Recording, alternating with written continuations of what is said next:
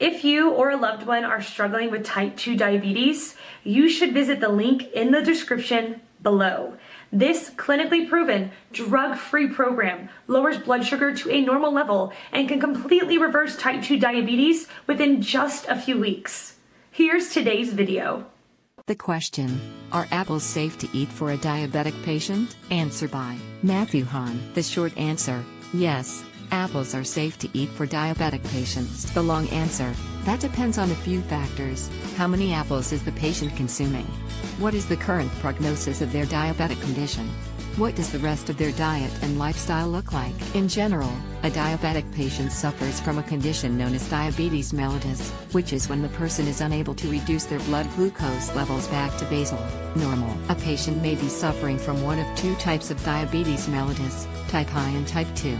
Type I diabetes mellitus is the lesser common of the two, and it occurs when the person's insulin-producing cells, beta pancreatic cells, are unable to produce insulin.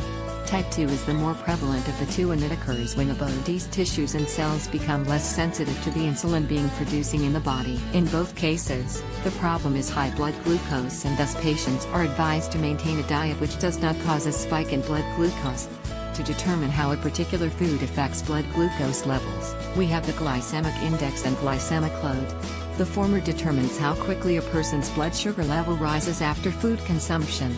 The latter measures the extent to which blood glucose rises. An apple, despite what some people may say, is good on both these measures. An average apple possesses a low glycemic index of less than 50, 100 considered max, and a low glycemic load of 4, greater than 10 considered high. So all in all, an apple is a pretty safe bet for diabetic patients. But, like anything, apples should be eaten in moderation. Despite its low glycemic index/load measures, apples consumed in masses on top of other poor dietary/exercise habits can lead to awful results. Answer by J. Anderson. A glycemic load of 10 or below is considered low, 20 or above is considered high. An apple, for example, has a glycemic index of 36, but its glycemic load is only 5. The load is based on how slowly or how quickly a food can cause increases in blood glucose levels. The glycemic load is determined by multiplying the grams of a carbohydrate in a serving by the glycemic index, then dividing by 100. Here are a few more, though there are many more. With a low glycemic load: grapefruit, orange, peach, pear, prunes, and watermelon. Answer by Anna Russoni. Yes, it is. But like answered above, it depends on how you eat. How much you eat. Ideally, since apple has fibers and natural sugar, it shouldn't be a problem.